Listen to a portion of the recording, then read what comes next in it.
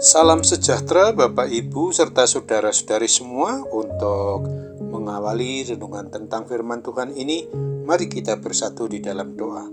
Tuhan Allah Bapa di surga yang melebihi segala akal, hati, dan pikiran kami umat manusia, berfirmanlah kepada kami sebab kami bersedia untuk mendengar, dan atas pertolongan Roh Kudus mampukan kami agar dapat melaksanakan firman-Mu itu dalam hidup kami sehari-hari. Hanya dalam nama Tuhan Yesus kami bermohon kepadamu. Amin. Sebagai nas renungan firman Tuhan pada hari ini diambil dari Wahyu 14 ayat 13 yang berbunyi, "Dan aku mendengar suara dari sorga berkata, tuliskan, berbahagialah orang-orang yang mati dalam Tuhan sejak sekarang ini. Sungguh kata Roh, supaya mereka boleh beristirahat dari jerih lelah mereka, karena segala perbuatan mereka menyertai mereka." Sebagai tema yang diangkat dari nas renungan kita ini adalah kebahagiaan semua orang yang beriman percaya kepada Kristus.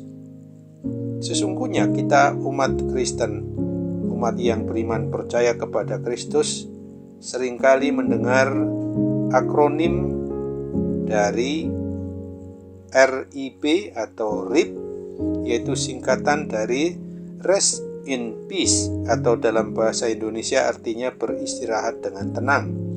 Akronim ini sering ditemukan di batu nisan umat Kristen ataupun saat kita mengucapkan bela sungkawa atau duka cita atas seseorang yang wafat atau meninggal. Mengapa akronim ini digunakan dalam situasi tersebut? Karena akronim ini menyatakan arti dari kematian bagi semua orang yang beriman yang percaya kepada Kristus. Kematian adalah waktu beristirahat dari jerih lelah, jerih payah umat manusia. Mereka beristirahat dalam damai sentosa. Kebenaran ini terungkap dengan jelas sebagaimana ditulis pada Wahyu 14. Rasul Yohanes melihat vision di surga. Ia melihat anak domba Yesus Kristus bersama dengan 144.000 pengikutnya. Ini bukan angka literal, tetapi simbol keseluruhan orang yang beriman yang percaya kepada Kristus. Di surga semua pribadi orang yang beriman percaya kepada Kristus itu penuh kebahagiaan dan mereka melantunkan nyanyian baru.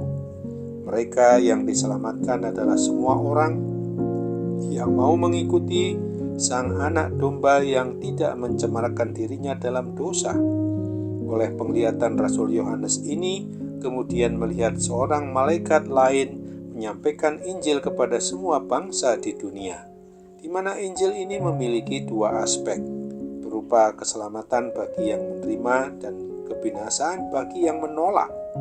Oleh sebab itu, malaikat memproklamasikan penghakiman bagi Babel, simbol bagi semua bangsa yang menolak Injil. Bagi mereka yang menolak Allah dan menjadi pengikut si jahat akan mendapatkan penyiksaan kekal.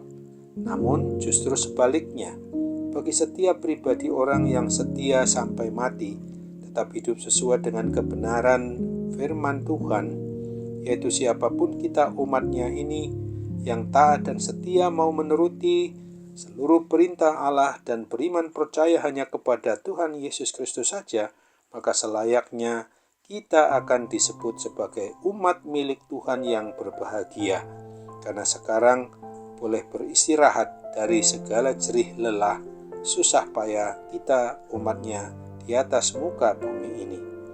Penggambaran tentang ini menjadi pelajaran yang indah bagi setiap kita orang-orang yang sudah mengaku beriman, yang percaya kepada Kristus hari ini. Selama diberi oleh Tuhan hidup di dunia, maka kita memang harus berjerih payah, bahkan harus siap sedia untuk mau hidup menyangkal diri memikul salib, dan tetap harus mengikut Tuhan Yesus Kristus setiap waktunya maupun setiap harinya. Akan tetapi semua usaha kita secara pasti tidak akan sia-sia.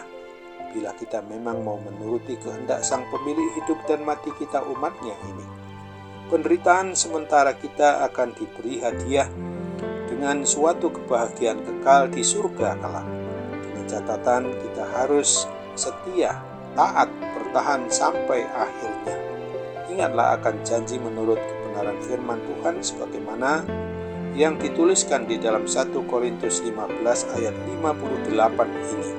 Karena itu saudara-saudaraku yang kekasih, berdirilah teguh, jangan goyah, dan giatlah selalu dalam pekerjaan Tuhan.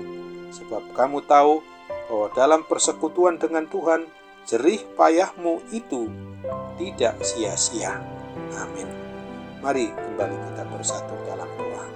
Tuhan Bapa di surga, terima kasih untuk firman Tuhan pada hari ini yang sudah mengingatkan kami bahwa kunci kebahagiaan dari semua orang yang mengaku beriman percaya kepada Kristus adalah ketika kami memang sungguh-sungguh mau hidup maupun mati, kami kelak tetap beriman, tetap percaya kepada Kristus, sehingga sejak di dunia ini kami rasakan adanya kebahagiaan yang sungguh-sungguh berasal dari surga sebagaimana yang telah dikaruniakan oleh Tuhan Yesus, juga sekaligus untuk kami bagikan kepada semua orang yang belum menerima suatu kebahagiaan yang sesungguhnya, karena kebahagiaan yang dari surga sungguh tidak dapat dicemari oleh kuasa maupun juga oleh campur tangan hal-hal yang bersifat kedagingan. Saat ini Bapa, kami sungguh-sungguh mau serahkan hidup kami di dalam kasih tuntunan pemeliharaan Roh Kudus saja, agar kami benar-benar mau mempertahankan suatu kebahagiaan yang memang berasal dari keinginan dan kehendak Tuhan saja, bukan menuruti keinginan daging.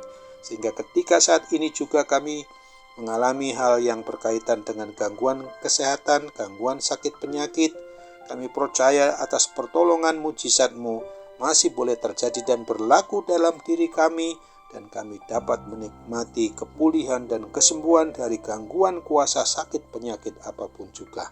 Kami mau berdoa, bermohon kepada Tuhan Yesus, jadilah kehendak-Mu, dan hanya dalam nama Tuhan Yesus kami berdoa dan bersyukur kepadamu. Amin.